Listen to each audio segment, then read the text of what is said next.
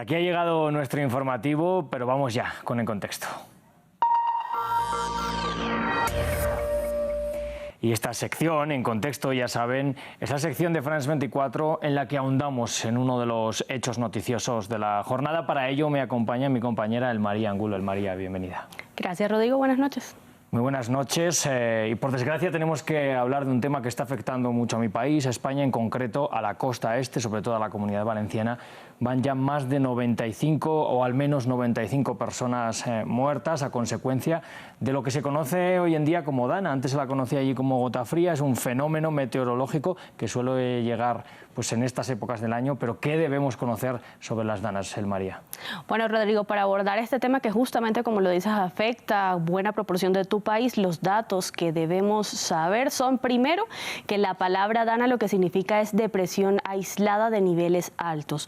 Segundo, que se trata de un fenómeno meteorológico que también es conocido, como bien lo decías, como gota fría, pero es un término derivado del uso de la escuela alemana que introdujo esta denominación como una suerte de traducción de la palabra que se pronuncia Kaltlufttropfen, que no es más que la descripción de gota de aire frío. También es vital saber que nos referimos a un evento climático ocasional que se registra en el Mediterráneo con intensidades que son variables entre los meses de junio y octubre. La razón por la que se habla de depresión aislada es por los altos niveles de este tipo de depresiones que dependen de un cinturón de vientos establecido en la troposfera. Recordemos que la troposfera es la capa adyacente a la superficie terrestre.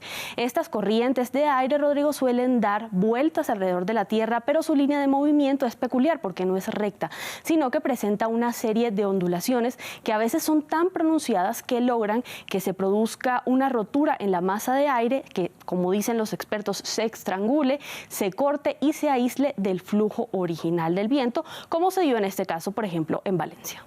Bueno, pues todos aprendemos aquí, porque yo no sabía de dónde venía la palabra Dana. Así que algo ya nos llevamos, pero mucho más vamos a conocer aquí ahora, porque tenemos que conocer un poquito de cómo se forman estas danas, Elmaría. Justamente la manera en la que se forman las danas tiene varias etapas. Como podemos ver en la pantalla en esta animación, primero el mar desprende vapor cálido y húmedo que asciende hacia la capa superior, ahí se condensa, crea las nubes. Mientras tanto, al otro lado, los frentes fríos aislados descienden y empujan a estas corrientes de aire caliente, y entonces es el momento en el que se produce el efecto en el que las nubes de aire caliente chocan con la bolsa del frente frío y se crean las tormentas, y eso da lugar a intensas precipitaciones, como por ejemplo las que hemos visto en España. Claro.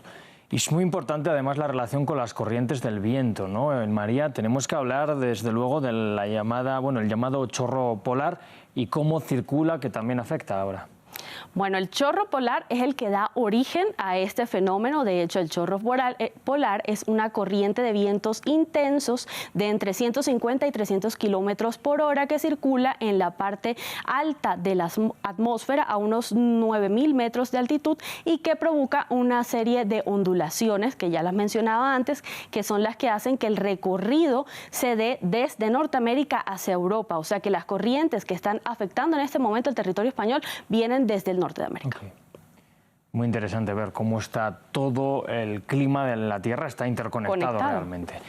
Bueno, hemos escuchado ya a las autoridades españolas declarar la zona como catastrófica. Eso suele implicar, bueno, que se van a dar ciertas ayudas, pero quería preguntarte si esto es un fenómeno nuevo en esta magnitud o ya hemos visto antes fenómenos similares, especialmente ahí en la Comunidad Valenciana. En específico, en la Comunidad Valenciana ya se registraron diversos antecedentes. De hecho, tenemos que tener en cuenta que en el año 1957 se dio la llamada riada o crecida del río Turia, que se produjo el 13 de octubre y que provocó precipitaciones de más de 300 litros de lluvia por metro cuadrado. Posteriormente, 25 años después, el 19 de octubre de 1982, se presentó un evento conocido como la Pantanada de Tous, que provocó la rotura de esa represa en esa población y también precipitaciones de más de 1.000 litros de lluvia por metro cuadrado. Luego, el 3 de noviembre de 1987, se dio el episodio denominado como la Riada de Noviembre, con precipitaciones de más de 817 litros por metro cuadrado, y la más reciente antes de este caso fue la que se presentó en el mes de septiembre del año 2019, la llamada Dana de Vega Baja, con precipitaciones de más de 543 litros por metro cuadrado. Bueno, desde luego, pues están acostumbrados, pero no por ello deja de ser ya una catástrofe lo que estamos viendo en María.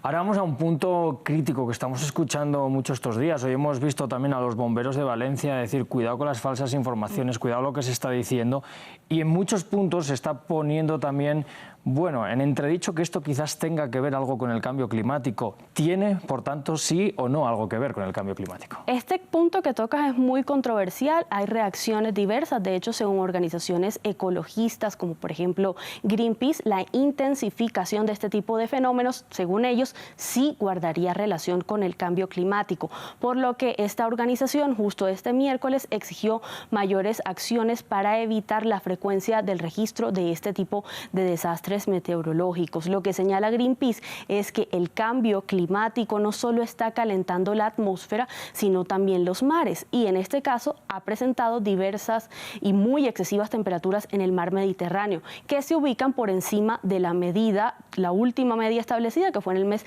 de abril del año 2022. Esto lo que formaría es lo que ellos describen como una suerte de cóctel terrorífico para que se presenten este tipo de episodios como las Dana. Si bien las autoridades han dicho que no se debe generar exceso de pánico o alerta por este tipo de fenómenos, lo cierto, y que lo validan expertos, es que las industrias que utilizan combustibles fósiles tienen mucho que ver, ya que acrecientan los efectos de este tipo de fenómenos.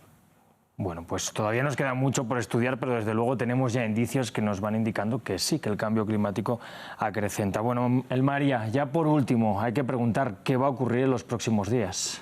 Este es un punto crucial, Rodrigo, porque lo que se espera en los próximos días, según lo señalado por la Agencia Estatal Meteorológica adjunta al Ministerio para la Transición Ecológica de España, es, según lo que dice el Aviso Especial de Fenómenos Adversos, que de hecho, esta advertencia fue emitida incluso desde el martes en la tarde. Por eso es que hay diversos cuestionamientos sobre cómo las autoridades locales, también nacionales, habrían desoído esas advertencias. Pese a eso, la agencia advierte que la Dana se está desplazando hacia el noroeste y que está quedando centrada en torno al sureste peninsular, luego de haber ya centrado su efecto en el área del estrecho. En este contexto, la parte oriental, Andalucía, Murcia, Castilla de la Mancha y parte de la Comunidad Valenciana siguen todavía bajo alerta. Según lo que dice la agencia, abro comillas, el jueves 31 de octubre, lo que probablemente se presente es que Dana continúe situada en el oeste de la península, por lo que hay mayor probabilidad de precipitaciones, y se presente también en la vertiente atlántica sur una suerte de movimiento también en el área del estrecho. Teniendo en cuenta esto, la agencia señala, Rodrigo, que también es probable que se registren chubascos cerca de Baleares y en el norte de la vertiente mediterránea. Tampoco se descarta que puedan haber fuertes precipitaciones, por lo que las alertas, como ya bien decía, se mantienen encendidas y las labores de contingencia siguen en terreno.